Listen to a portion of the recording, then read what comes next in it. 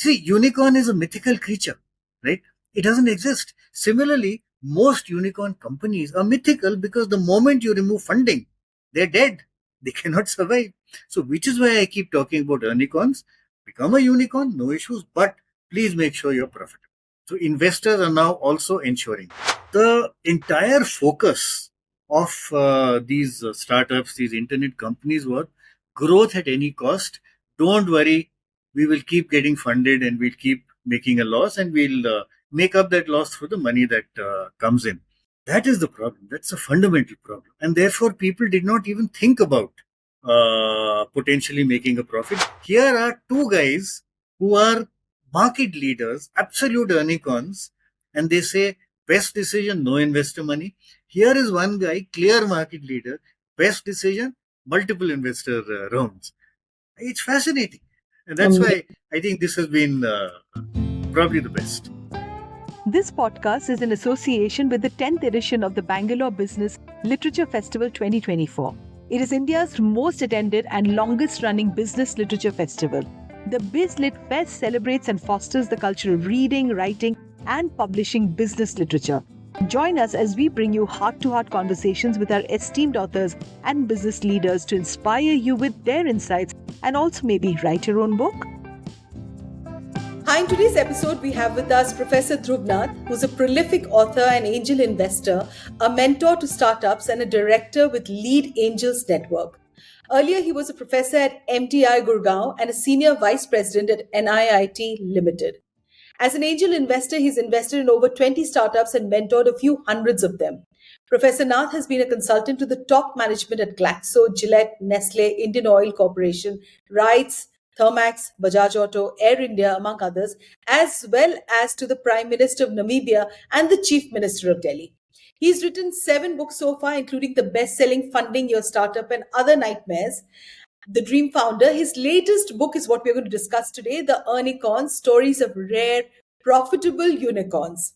So the inspiration for this book comes from the fact that most unicorns and startups crossed a valuation of $1 billion are loss-making. However, there are those rare founders who dare to be different and created market leaders in their respective spheres while remaining profitable. So Professor Nath has coined an interesting term for such a business. He calls them Earnicorns. And please, for all our listeners, hear this term, Earnicorns, or unicorns that have been earning money. Yeah. In other words, those that are making profit, and that forms the basis of his latest book. Welcome, Professor Dhruv Nath. So the name of the book, once again, as I repeat, The Earnicorn, Stories of Rare, Profitable Unicorns. What inspired you to write your latest book, Earnicorns? You've introduced a new lexicon in the Indian startup space and one which conveys critical business metric. What was the thought process around the same? Okay, thanks a lot, Mohua. So let me give you the background. I have been involved with the startup world, I think now for the past 25 odd years, right?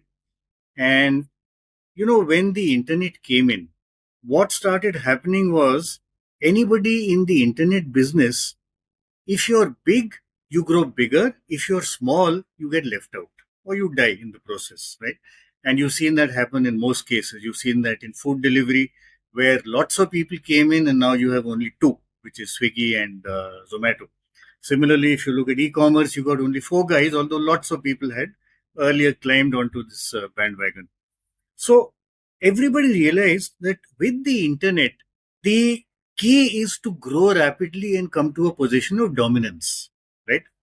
Now, unfortunately, that grow rapidly became grow at any cost, even at a loss.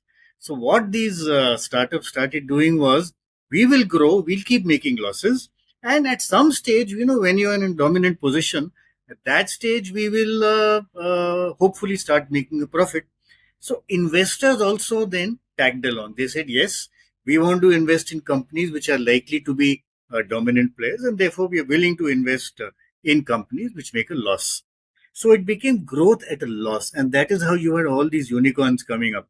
2-3 years ago in India, you had about 100 unicorns. Unfortunately, that number has dwindled now. Over time, what has happened is this has changed. But fortunately, if you go back to the beginning, which is the late 90s, there were those few guys, few founders who said, no, these are not genuine businesses. If they are not making a profit, if they are dependent on investor money, if they're only making a loss year after year, and maybe a bigger loss year after year, sorry, we are not interested. We will only create profitable businesses. These guys, in fact, I mentioned four of them in this book. So there is Naukri, which is InfoEdge, there is Zerodha, there is Zoho, and there is Dream 11. Right? So four guys who've been profitable for years, and they are way above the $1 billion valuation mark. So they have been able to grow, they're market leaders, and at the same time they're profitable. And I was curious. I said, look, there are so many of these guys who are simply growing and making a loss and dependent on investor money. How have these guys done it? And that's how I zeroed in on looking at these profitable guys, market leaders, definitely unicorns, yet profitable. So, what do you think makes these Earnicorns, different from the unicorns, and what are the key aspects that makes a company an Earnicorn?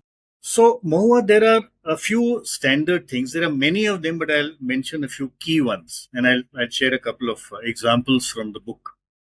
I think the key is a message that Nitin Kamath, who is the founder of Zerodha, he has given a very, very strong message. He says, we didn't take money, so we had to make money.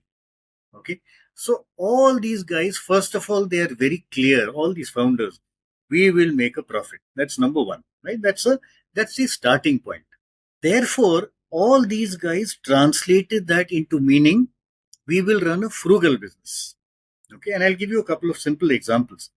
You look at Sanjeev Bikhchandani, who's the founder of Naukri, right, which is a clear market leader. They have 70% market share in their Yes, own category of business.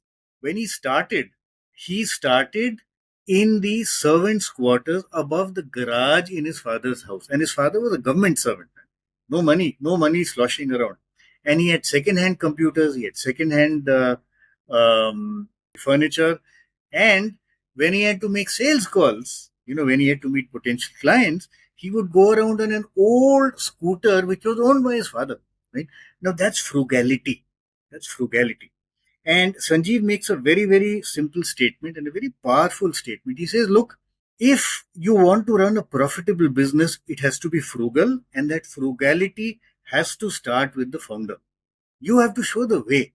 If you are traveling business class, if you are spending on fancy cars or fancy vacations or anything of this kind, how do you expect your team not to do the same? So therefore all these guys have set examples. Sridhar Vembu, for example, right, Zoho, I mean, the guy operates out of a village, as you know, right, a village called Mathalamparai in the district of Tenkasi in Tamil Nadu. Now you correct. can imagine how low cost that operation is compared to a guy who operates out of Cyber Hub in Gurgaon or one of the fancy places in Bangalore. Right? So I think the fundamental issue is all these guys have said we will be profitable, and they have run a frugal business, and they have led by example. That's a starting point. There are of course many other things, but I think that's the main starting point. Wonderful, wonderful. You've spoken about also persistent business and perfect attitude. Both are, which is perfect attitude is so debatable. We Yeah. don't know what is perfect attitude. We'd like to really hear your perspective on this thought process. Okay, great. So let me share this perfect attitude because I've realized that all these guys have exactly that attitude, right? Perfect is an acronym, and therefore each letter stands for something. So P stands for persevering, right? E stands for ethical. R stands for responsible, which means if something goes wrong, you take responsibility. If something goes right, the team gets the credit, right? F stands for flexible, right? E is everything, which is willingness to do everything. I will not sit in an ivory tower and say, look, this is not my job. I will do it. C is customer oriented. Okay. And T is builds trust. Right. So these are the 7 aspects of what I call the perfect attitude. And by the way, uh, Sanjeev Bikhchandani, who's a friend and he's the founder of Naukri, InfoEdge, he helped me create and formalized this perfect attitude. So actually, I cannot claim credit for all of it. At least part of it is Sanjeev. Right? So I'll give you an example, and maybe since I've talked about Sanjeev, I'll give you an example from his story. Persevering. The guy started off in 1990 after leaving a cushy job with a multinational, and it took him 7 years before he could launch Naukri.com. 1997 April is when Naukri was launched. 7 years he just kept grappling. Right? That's persevering. You got to keep on and on at it. If you don't, you give up in 1 year, you give up. Success will never come to you, within 6 months, within 1 year. You got to keep on and on at it. That's persevering. Ethical. In this company, Sanjeev has a close friend, Deep Kalra, who's the founder of Make My Trip, right? And Sanjeev was offered a board seat, was offered directorship in Make My Trip. Now, when you have a board seat, obviously you get paid for things like board meetings and so on. But in Sanjeev's case, Deep Kalra offered him ESOPs, right? So shares in Make My Trip. You know what Sanjeev said, and this is ethicality. Sanjeev says, look, when I spend time in your board meetings, it is not my time. It is time that belongs to my company, InfoEdge. Therefore, I will take the shares, not in my name. I will take the shares in the name of InfoEdge. So he refused the shares personally. It was taken in the name of InfoEdge. Ultimately, they sold those shares and InfoEdge made a profit. Now that is being supremely ethical, right? Because when you do that, if you look at the last thing, you build trust. People then realize no hanky panky, no hera peri. This is a guy who will meet his commitments. He look after customers. That's the perfect attitude, right? And I Oh, think all these founders have been very, very similar. I agree with you on that because ethics is something that will never ever get you going wrong ever, and it'll always stand you, in very good stead in the years, even if it's not immediate that you're going to see the results. Absolutely. So, yeah, the founder's mindset and ability to tread the road, not take it, is quite an important ingredient, that creates a very profitable large business. So, what, in your, opinion, you consider a differentiator in which a company owner can have the courage to walk the path that's not been taken by others? So I think, first of all, you've just said it. It is the courage to be different, right? It is the courage to think differently from everybody else in the same business. And I think it applies across the board for all these four companies and perhaps a few others as well. But again, I'll just share maybe an example. And I'll share an example from Dream 11. Okay. Now, Dream 11, it is into fantasy sport, right? And they have only one office. It's in Bombay, and it's in the very posh area of Bandra Kurla complex. They have 2 floors over there. When you walk into that office, right, you don't walk into a typical reception. You walk into a small football field. It's actually a football field. I've been there. And then at one end of the football field is a small goalpost. So when you're sitting there waiting for somebody, waiting for a meeting, you sit under the goalpost, right? That is sport. Then you walk in and the entire office is covered. See, normally offices will be what? Marble flooring. They'll have maybe wall-to-wall carpeting. No. This guy, Harsh Jain, who's the founder, he has AstroTurf across the entire the office, right? And AstroTurf is the kind of stuff you use in hockey fields, right? And wherever you go, you see sports. You see, a lot of basketballs hanging. You see baseball bats hanging. All the meeting rooms are named after IPL teams and so on and so forth. Now, why has he done this? And we need to understand why, because this is unique. I have never seen an office like it. Absolutely unique. He is very clear, and his co-founder, who's Bhavit Sheth, is equally clear. They say, look, we are not looking at, so let's say they are taking programmers. Obviously, it's a online company, so they need a lot of programmers. So we are not looking at a programmer. We want people who are passionate about sports and are also programmers. That's their requirement, right? And when we get them, the environment should be such that they're so happy they don't want to leave. Okay. So actually, there was a method to this madness. He wants people to be happy. He wants people to feel that they are at home and so on. I'll give you one more thing over here. During COVID, since these guys they are into fantasy sports, and fantasy sports is a layer on top of actual sporting events, right? So you make a team based on a sporting event that is taking place, whether it's an IPL match or a test match or whatever. So during COVID, for that 1 year or 1.5 years, there were no matches, right? And therefore fantasy sports could not exist, which means that these guys' revenues actually came to almost rock bottom. Right? Now, if you look at internet companies, the classic reaction of any internet company to bad times when you don't have revenues is let's lay off people, right? 500, one. I don't want to name companies, but I mean, there are so many of them out there. You know what these guys did? They didn't lay off a single person during this time. What they said was, what Harsh Jain said was, during good times, you have looked after the company.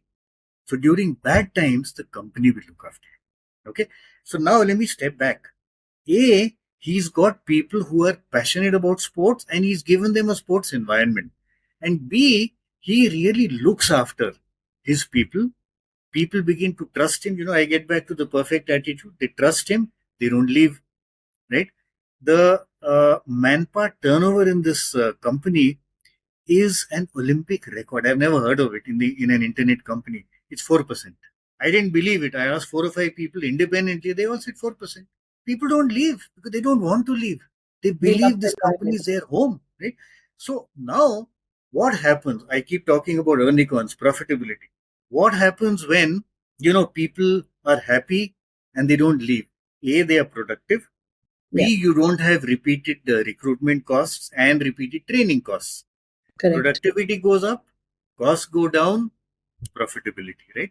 So this is one company which has used these approaches to ensure that their team is stable, productive, happy, therefore low cost, therefore profitable. So all these companies have done something to ensure that people stay with them and people are happy. So, how has the role of investors and VCs evolved, over time in their contribution towards the Indian startup ecosystem? As an investor yourself, what do you think is the ideal role description of a good investor in the startup space? How would you define a good investor? Okay, that's a multifaceted question. So I'll try and answer a little part of it. So, like I said, I have been involved as an investor, I think, for about nearly 20 years now, right? As an angel investor, which essentially means early stage. First of all, the role and the attitude of investors has changed over time. And secondly, the role of the investor also changes with the stage of the company. Whether it's early stage or middle stage or later stage and so on.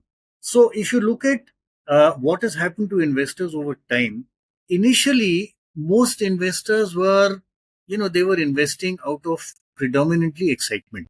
Wonderful idea, great idea. It'll click. It can be a box office hit. Let's put in 10 lakhs. Let's put in 50 lakhs or whatever. Unfortunately, a lot of these startups failed. And in fact, that's a known fact. A lot of startups fail, right? So a lot of these investors burnt their fingers and they lost money. I'm one of them. I have also lost money. Over time, investors realized that you need certain things to be satisfied in the case of every startup for it to be successful. And maybe here I will share with you the reaction to your earlier question, which is the persistent model, right? So the persistent model is something which again I've created in my earlier book, which is Funding Your Startup, which is here, yeah? Which is, again, it's an acronym. So each letter stands for something, and I'll just give you a few of those letters because otherwise it will take probably too long. So P is, are you solving a problem for somebody, right? And E is earnings model, which means is that somebody willing to pay. Initially, a lot of startups would come to us and say, sir, we have this brilliant idea for when you people go on holidays with multiple categories of friends, you take videos, you take photographs, you put it together, we'll categorize it and catalog it and different people can access it. Initially, it seemed like a brilliant idea, but now we've realized over time who's going to pay for it, right? you're actually not solving a problem, and anyway nobody is going to pay for it, right? So that's two things. The other very important thing that we used to miss out is scalability. And scalability is important because, as an investor, why do you invest? You invest because you want to see your money grow. And your money can only grow, frankly, when you get an exit. And an exit means some other investor buys your shares. That's the only way you get an exit, right? Whether it's through an IPO or whether it's through, private issue or whatever. The problem is, therefore, you want growth, but the next investor who comes in also wants growth. And the guy who buys from him also wants growth, which means you have to constantly keep growing. So your business has to be scalable. And we actually in the beginning didn't realize, when I say we, I'm talking on behalf of most investors, what scalability meant and what leads to scalability. So that's one more thing. Right? Now we have realized, and therefore a non-scalable business, typically the investor doesn't invest in. I think one of the big things is, the last T in the persistent model, which stands for traction. So initially, investors would invest in great ideas, but then they realized you need proof. Will this actually work? And that's traction. Are you getting customers? Are they increasing month on month? Are they increasing quarter on quarter? Are they coming back, or are customers leaving you? Are they bringing in through word of mouth new customers? That's traction, right? So increasingly, investors have also started looking at traction. So I think the key thing that has happened over the years is that investors have become a lot more savvy, number one. Number two, they look for proof. So where 15 years ago, very early stage pre-revenue companies would reasonably easily have got money, today it's tougher, right? So at that stage, unless you're in a real fancy area such as, let's say, artificial intelligence, which everybody wants to be in, right? It's a little unlikely that you'll get investments at a very early stage. So I think that's one major thing that has happened to investors.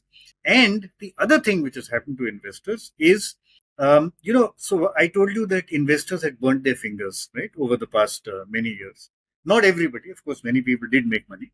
Secondly, after COVID, many things happened because you had the Ukraine war, right? You had the recession in parts of the world, particularly in Europe. US interest rates went up, and therefore money became scarce because, money flowing in from the US, people would say we might as well invest in US bonds. Why should we invest in a risky country, and that too in a non-liquid asset like startup? So because of all these reasons, money became a little scarce, and therefore investors started stepping back. So they said, look, on the one hand, money has become scarce. On the other hand, we don't believe in this constant loss making story anymore. You know what I spoke about earlier. Yeah. Therefore, we will only invest in you provided we see a path to profitability. You may not be profitable today, we don't mind. But can you show us that the cash burn is coming down every quarter or every year? If it is going up, it's not a viable business. So, in fact, all that leads to this Earnicorns business. See, unicorn is a mythical creature, right? It doesn't exist. Similarly, most unicorn companies are mythical because the moment you remove funding, they're dead. They cannot survive. So, which is why I keep talking about Earnicorns. Become a unicorn, no issues, but please make sure you're profitable. So, investors are now also ensuring. I will be changing the word to Earnicorn from here on and not using the Wonderful. unicorn as a mythical creature. But tell me, why do unicorns really, after they've crossed a valuation of $1 billion and they still fail? क्या होता है? Why do they fail? So, there are several reasons. Number one, as I mentioned, so that's changing now, as I said, right? It's changing. In fact, if you look at recent history, you have company like Zomato, which was loss making till about a year back. Now it's profitable and it's growing profits. Policy Bazaar, which is PB FinTech, again used to be loss making, profitable. Paytm, right? Yeah. Delivery, right, which is into logistics, again has become profitable. So that is changing, and that is fortunate because now they are becoming real companies. So, as I had mentioned earlier, the entire focus of these startups, these internet companies, were growth at any cost, don't worry, we will keep getting funded and we'll keep making a loss, and we'll make up that loss through the money that comes in. That is the problem. That's a fundamental problem. And therefore, people did not even think about potentially making a profit. They said everything is focused towards let us try and become market leaders at any cost. I think what has happened is, given the fact that investors have taken a back seat and now there is pressure on companies, that's changing. So I think it's a phenomenon which has existed because of this desperation for growth at any cost and the desperation of investors to keep pumping in money, right? But that's changed, and that's a very, very good. You've covered some very prolific, B2C and B2B companies in your book. So what are the common denominators among all the four unicorns? Okay, so I think I mentioned a little bit about this earlier, but I'll just mention a couple of other things. Number one, very clear. See, it starts with the founder. The founder ultimately sets the tone. There is nobody else who can do anything if the founder is not in the right frame of mind. What do you mean by that? I'm saying the founder has to set the direction for the company. So let me share with you 2-3 things which I've picked up and which are very clearly common. By the way, there are some things which are very different as well, which I can come to separately.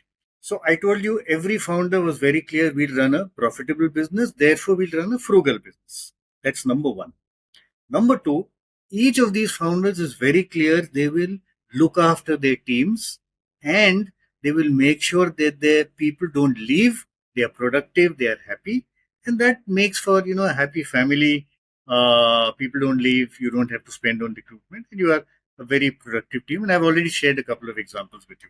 The third thing is that all these founders, without exception, were very, very, very, very strongly customer focused. And I'll share with you a couple of examples here. So if you look at Zoho, is into SaaS products, SaaS based software products. And Sridhar Vembu, who's the founder of Zoho, he is very clear. He says, look, the customer's data belongs to the customer. We have nothing to do with it. We will not use it. We will not misuse it. And we will not let anybody else misuse it either. Right? So what is it done? First of all, that data is never used for promotion or advertising. That's number one. Very, very important. And therefore, the customer has trust in this company and its founder. Number two, it's a software company, right? But they are running SaaS products, which means they have to host these products somewhere. Now, when you have to host it on a server, typically you will need a data center, right?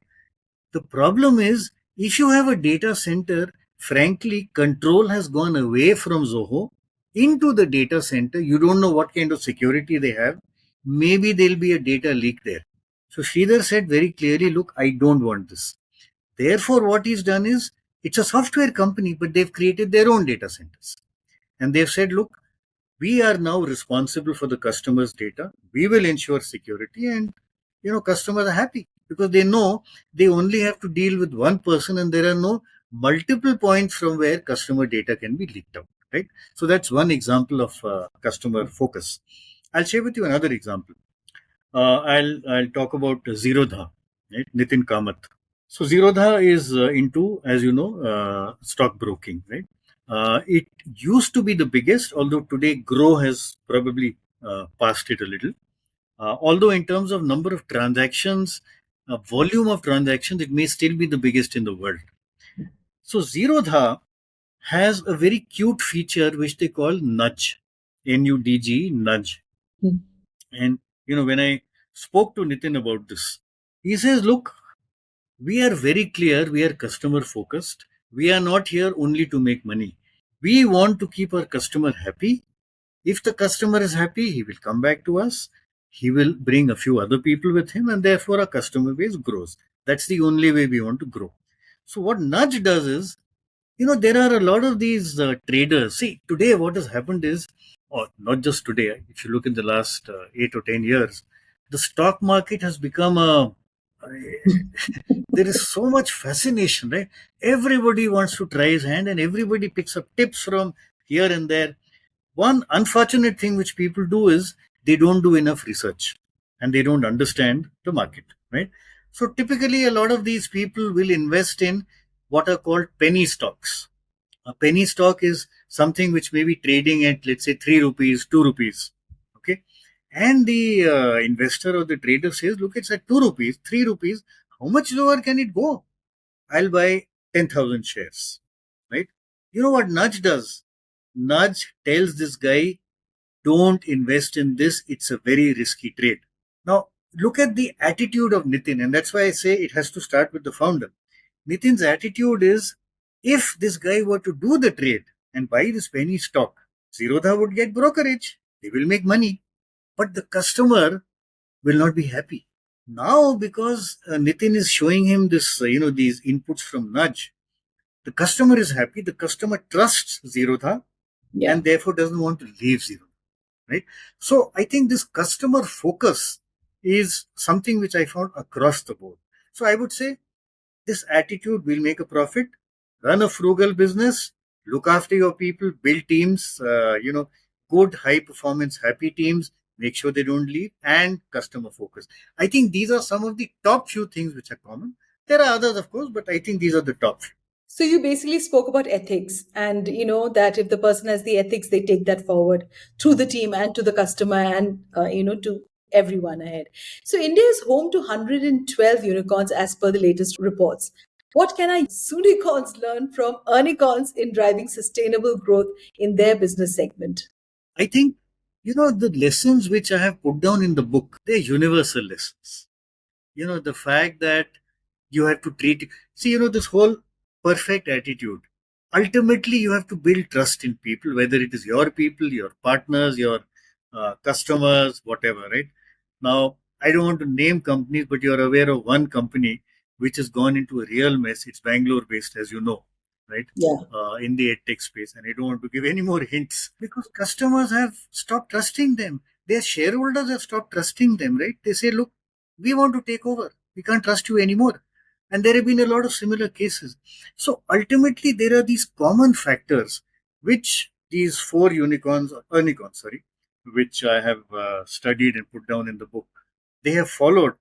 I think these are very simple principles to follow. So customer orientation, build a solid team, be flexible, be persevering, and ultimately, yes, it may not happen in one day, it may not happen in 2 days. There's no guarantee, but ultimately, your chances of building a successful, profitable business obviously go up. Is there any framework that you can share, that one would need to evaluate upcoming IPOs in the Indian stock market? I think for many of our listeners, they would really benefit to hear this from you, Dhruv.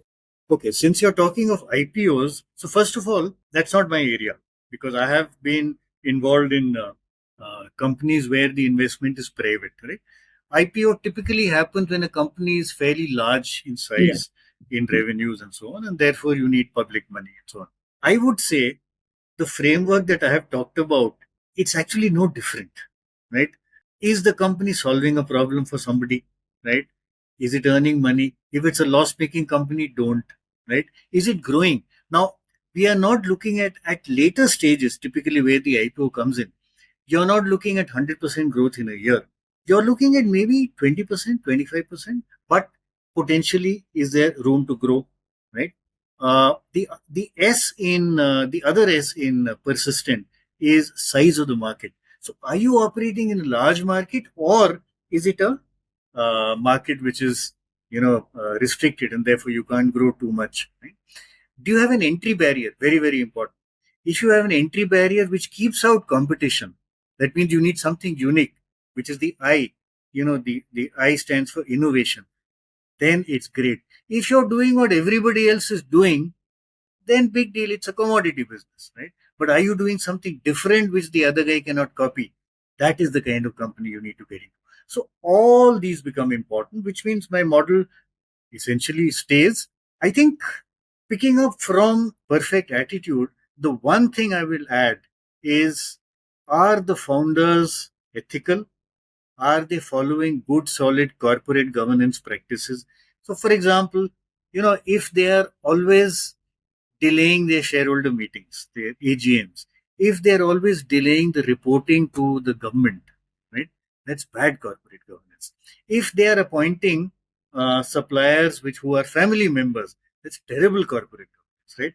They have to have a hands-off approach. So being ethical and corporate governance actually is a framework which builds on ethics, right?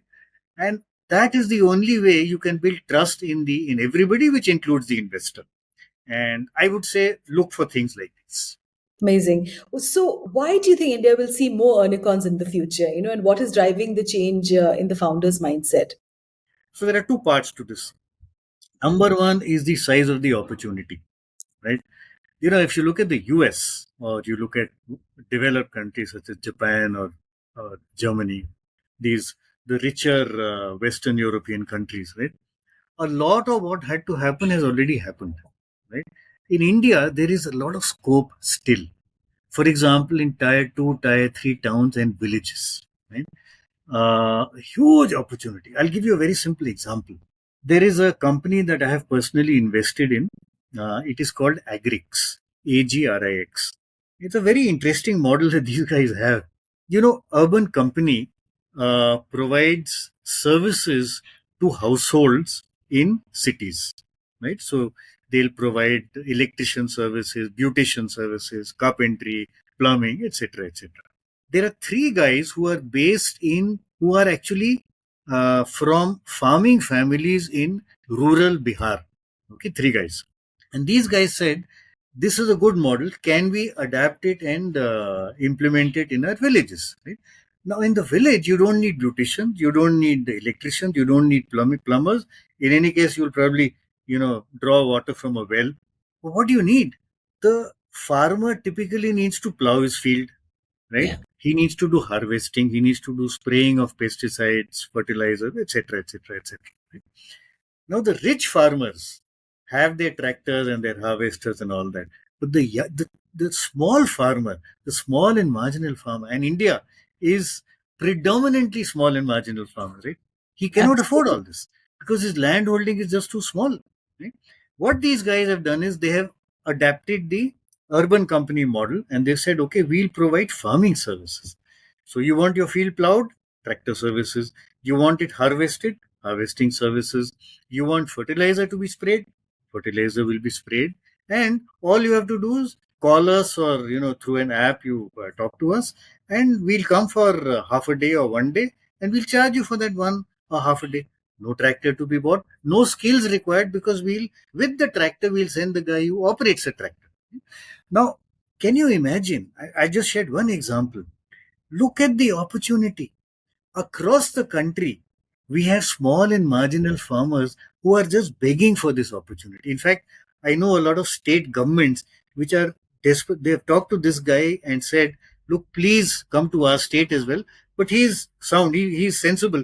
He says, look, let me expand in an area which I'm comfortable, which is Bihar, and then we'll expand to maybe Eastern UP and so on.